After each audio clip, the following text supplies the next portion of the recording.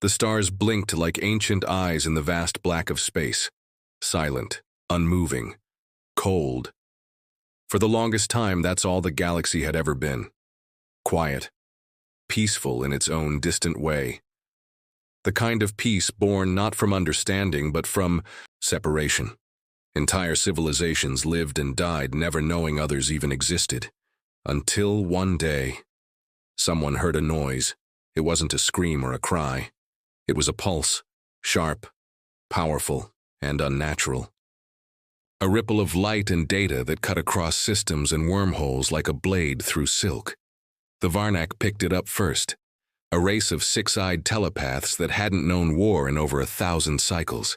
Then the Creel, a reptilian hive mind that ruled a cluster of 13 star systems, intercepted the signal next. It disturbed them, not because they didn't understand it, but because they did. It was a warship transmission. Human. For most alien races in the galaxy, human was a new word, a strange one. Stories had started to spread in low whispers through black market channels and interstellar spy rings. Tales of a primitive, violent species rising from a backwater planet at the edge of an uncharted spiral. Nobody believed it. At first, humans were thought to be myths. Old stories meant to scare fledgling colonies into staying home. But now, the signal was real. Traced back to Sector 934, Earth's region. That's when the Council of Five convened. In a silent chamber orbiting the dying blue sun of Zelnara, the galaxy's oldest empires gathered. Not to negotiate, not to trade, but to decide. The topic was simple. Should contact be made, or should this species be destroyed before it became a threat? They burned a moon, whispered the Creel Queen, her voice like wet stone cracking. They tested weapons on their own species. They shattered a planet for resources. The Varnak didn't speak, but their minds pulsed images into the room. Mushroom clouds, tanks rolling across broken cities, children crying in rubble. Pain. So much pain. And then, music. A violin. The voice of a young girl singing through. Static. A language they didn't understand, but somehow still felt. We need to see for ourselves, said the Kelvari ambassador. A scan. A direct one, no interference. And so the scan began. The alien vessel was massive, a living satellite stretching over 50 miles long. It hid itself in the shadow of Saturn, wrapped in cloaking fields no human tech could detect. From this quiet perch it reached out a filament of light, no larger than a hair, and touched the hull of the human warship they called the Devastator. What it found sent shockwaves through the crew, not because the humans had weapons, not because their technology was advanced, though it was crude but deadly. No, what terrified them was the design. This wasn't just a war machine. It was a monument to pain, to endurance, to defiance. Every panel told a story. Every scar on the hull wasn't repaired but preserved. Battle damage left untouched like metals. Names carved into metal.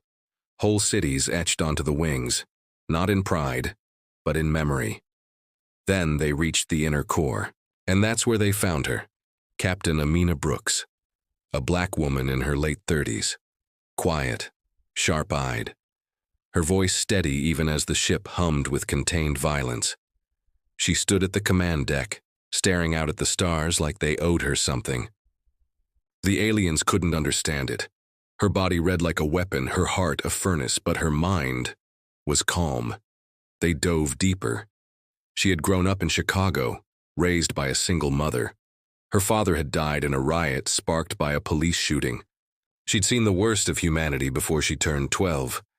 But instead of breaking, she grew stronger, smarter. She joined the Earth Defense Corps at 17, became a pilot by 20, and led her first off-world operation at 24. Her file was filled with citations, medals, disciplinary actions. She disobeyed orders to save civilians, punched a superior officer for lying, and yet soldiers followed her like gravity. The aliens scanned her memories. They saw her as a girl, giving up her seat on a crowded train to a pregnant white woman, Even as others pushed past her like she didn't exist, she'd smiled anyway. She'd been taught that kindness mattered, even when the world didn't return it.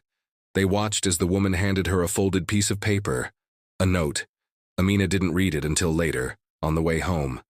Inside, the words were scrawled in blue. Ink, you don't know me, but I work for a program. You've just changed your life, expect a call. And just like that, she was chosen. Chosen not because of her grades or her background, but because someone saw something in her. A spark, a fire, a reason to fight, and fight she did. Again and again through battles that left whole continents scarred, through missions that the government refused to acknowledge, through betrayals, losses, and moments when it would have been easier to give up, but she didn't. The aliens couldn't understand it. This was not the evolution of a species. It was something else, something more dangerous. Hope. Not blind optimism, not the naive belief that everything would be okay, but the kind of hope that raged, the kind that burned like a weapon in the dark, the kind that refused to die even when everything else did. Then they saw the rest of the crew, a woman with one arm, piloting the ship through asteroid storms like it was an extension of her body. A blind engineer who had memorized every circuit. In the Warship, a soldier with PTSD who still stood watch every night because he promised a kid he'd protect her family. These weren't soldiers bred for war. They were broken people who chose to keep going. And that terrified the aliens more than any missile, because for the first time they saw what humanity truly was. Not the war, not the violence, but the refusal to be erased. The scan ended. The room aboard the alien ship went silent. Even the data stream stopped flowing. The commander, a being made of crystal and light, stood motionless, the scan replaying in fragments across the walls like echoes in a cave. They cannot be allowed to rise, one voice hissed. They already have, said another. But the commander remained silent, because deep down, buried in the crystalline lattice of his consciousness, a memory had been triggered. A vision, not of weapons, but of music. A violin, a girl singing through the static. And a note, you've just changed your life. He didn't know what it meant, not exactly, but he felt it. A change was coming, one that couldn't be stopped by fleets or fire. He looked again at the warship now floating silently in Earth's orbit, waiting, watching, and he whispered a phrase in a language not spoken in thousands of years. They are not ready, but neither are we. Then the human warship moved, slow, intentional. Its engines lit up with a quiet fury and the alien ship's sensors screamed. They were spotted. Every protocol said to run, to cloak, to erase the scan and leave no trace. But the commander didn't move. He just stared at the ship and the woman at its helm and wondered, what did she see? And then the warship's weapons powered up, but not aimed at them, aimed at something else. Something bigger. Something behind the aliens. The commander turned and in that instant, understood. They weren't the only ones watching. Another force had arrived, but by the time he opened his mouth to warn his crew, it was already too late. And that's when everything went dark. The lights inside the alien ship flickered as power surged and died in waves. The crew scrambled. Some floated weightless in panic. Others gripped onto walls or consoles. A deep, low hum vibrated through the vessel like something ancient had just awakened. Their systems, once considered unbreakable, were now scrambled, like a puzzle with missing pieces. The scan hadn't triggered this. Something else had, something older and closer. The commander tried to reach out telepathically to the navigation core, but all he felt was static. Cold, violent static. It wasn't interference. It was a presence, a dark one, watching, feeding. The warship below, the Devastator, was no longer their concern. What loomed behind them in the shadows of space made the human ship look like a child's toy. And yet, the Devastator didn't flee. It moved forward. Inside the human warship, Captain Amina Brooks stood silent on the bridge, her face calm, her body tense like a drawn bow. She hadn't spoken since the alarm lit up. She just watched the data roll across her screens. Unfamiliar signals, energy spikes, movement just beyond visible range. Her crew looked to her for answers, but she gave none yet. Not because she didn't know, but because she feared she was right. Is it them? Lieutenant Marquez asked quietly from the weapons console, sweat lining his forehead. No, Amina replied. Her voice was low, controlled. This is something else. She didn't need to say more. Marquez had seen enough to understand. He'd been with her during the Battle of Europa Ridge, when half their squad was swallowed by a rift in space that screamed like metal tearing. They'd lost a dozen ships that day. No wreckage, no remains, just silence. Amina stepped forward slowly, her boots heavy against the metal floor. Her eyes were locked on the forward window where distant stars shimmered. But something blocked. Their light, a void, a shape too large to fully see, and it wasn't moving, or maybe it didn't have to. Get me full spectrum scans, she ordered. No filters, raw input. I want everything. The crew jumped into motion, fingers flying. Across controls, the screens lit up with grainy, distorted visuals. But through the noise, one thing became clear. There was a structure behind the alien ship. A massive one. Black as obsidian. Not natural, not a ship either. It didn't move, didn't emit power. But it was there. The computer labeled it. Unknown, unclassified, potential threat. That last part didn't even need to be said. Back on the alien vessel, the commander finally regained partial control of internal systems. Light pulsed weakly across the floors as he moved through the main corridor, his crystalline limbs clinking with urgency.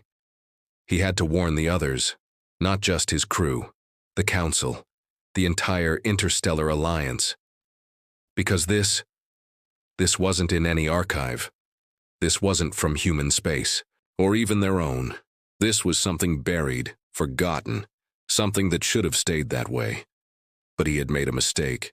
By scanning the human ship, he hadn't just learned about them. He'd triggered something.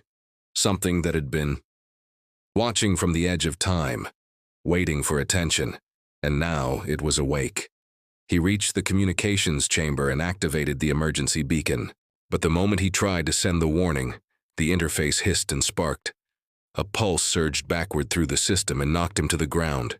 His vision went white, then red. Inside the Devastator, the crew watched in stunned silence as the alien vessel began to drift, not retreating but pulled, as if invisible chains had hooked into its hull. Amina narrowed her eyes, stepping closer to the glass. "Magnify that," she said. The image zoomed in, and everyone stared. Tiny tendrils, black and twitching, extended from the void behind the alien ship. They weren't mechanical. They weren't alive. But they moved like something between the two. Like they'd been waiting for centuries in silence, and now they were reaching, tasting, claiming. "What is that?" whispered Ensign Jiro from the navigation deck.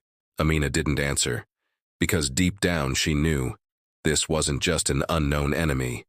It was a message. Something or someone was watching all along. The humans weren't alone. The aliens weren't in control. And the galaxy wasn't safe anymore. "Shut down our active scans," Amina said suddenly. "Go dark, everything. Passive mode only." Marquez hesitated. "But Captain, if we can't see them, they can see us," she said firmly. "But if we go dark, maybe they'll forget we're here." Silence filled the bridge. Then, one by one, the systems powered down. Lights dimmed, consoles quieted. The ship drifted, now just another piece of debris in the vast Black Sea. They watched as the alien ship vanished behind the tendrils. Not destroyed, not even consumed. It just disappeared, like it had never been there. No explosion, no trace. One moment it was real, and the next, it was a ghost. Amina stared ahead, her hands clenched behind her back. "I've seen this before," she murmured. The crew turned toward her. "Where?" Jiro asked. She didn't respond right away. Then she reached into her pocket and pulled out an old data chip.